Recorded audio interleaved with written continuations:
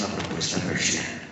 Se entiende bien que lo único que he hecho, a diferencia de otros tipos de análisis, es que he puesto el arte o el objeto artístico como un campo representacional y no como un objeto final.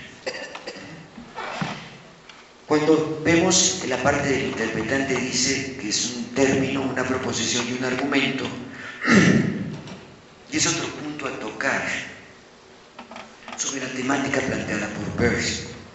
Él de alguna manera piensa que los argumentos, la manera de justificar todo el mundo en relación a una legalización de la cultura, tienen, si los quisiéramos analizar para saber cómo se construye la cultura, tienen también tres formas, porque si no, no las puedo analizar.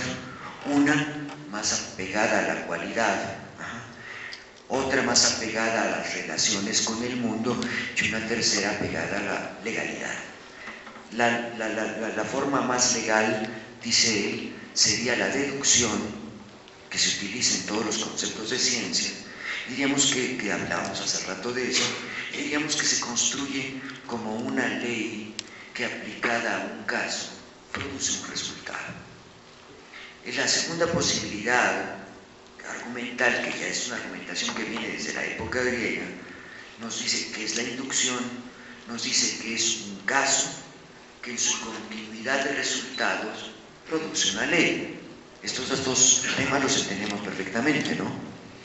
Pero hay otro elemento que ya venía desde la época griega y que se denominaba apagogé, que nos dice, y que actualmente lo llama Peirce, abducción, que nos dice que todo inicia con un resultado para el que inventamos una ley y que esta ley produce un caso. ¿Qué quiere decir con esto? Que esta estructura es la que permite fácilmente identificar como un modelo lógico el pensamiento artístico. Esto es un paso fundamental, porque si nosotros podemos ubicar una lógica del pensamiento creativo artístico en su función argumental, quiere decir que tiene el derecho de competencia dentro de toda la estructura de apoyos para las ciencias o los saberes, el campo de las artes, cosa que es un camino interesante a seguir, ¿no? ¿Qué quiere decir con esto? Entonces, que él propondrá un ejemplo de los tres elementos para que se entienda qué es lo que quiero decir, de los tres formas argumentales planteadas por Peirce que nos sirven para el campo artístico. Si yo dijera que voy a hablar de la ley de la gravedad, y que la ley de la gravedad dice tales y tales datos, y que luego de dar la ley voy a pasar al caso y decir que para demostrar esto voy a soltar esta pluma, se cae la pluma, digo, ahora el resultado demuestra que la ley es cierta. Esto lo hacemos en todas las escuelas, en todos los lugares, está súper comprobado, ¿no? Pero vamos a imaginarnos otra situación totalmente distinta.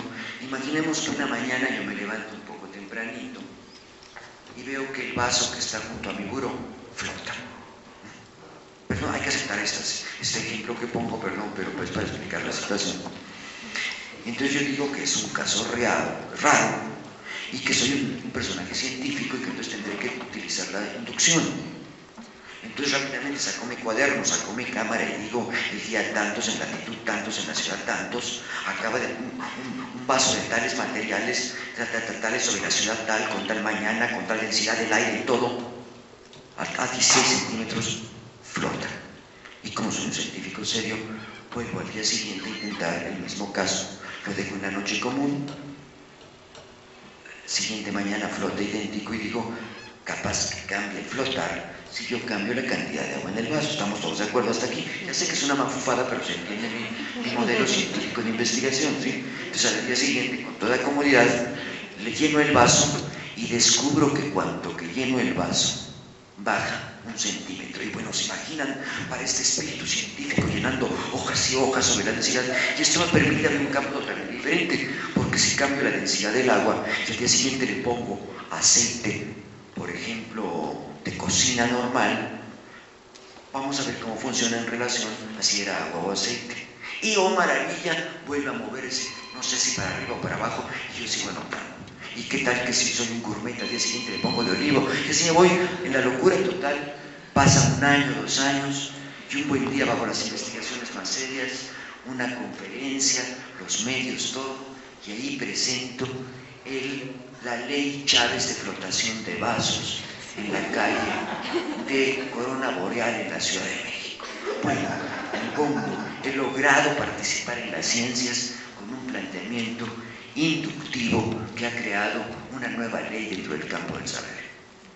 Pero ahora imaginémonos que yo decido utilizar para ese mismo caso un proceso abductivo y digo, pues en lugar de investigar el año completo sobre cómo se movía el vaso, el agua y el flotar, a mí que no me cuente, se levanta el vaso porque es el alma de mi tía Candita que me avisa que ya me debo de casar.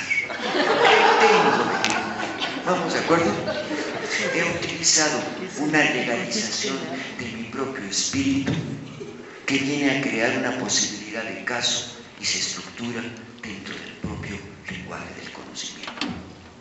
No estamos lejos de lo que sucede en el campo de las artes. Yo voy caminando por un sendero extraño y de repente, estoy poniendo un ejemplo totalmente enloquecido también, espero que ningún artista le pase tan fácil.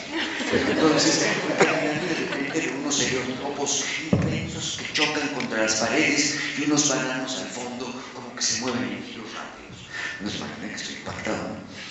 Ante esa percepción tan extraña, yo llego a mi casa, tomo la ley de todo lo que puedo saber del campo pictórico, tomo un espacio, la imprimatura, todo un espacio y me pongo con esa emotividad a crear, si quieren ustedes, un espacio abstracto.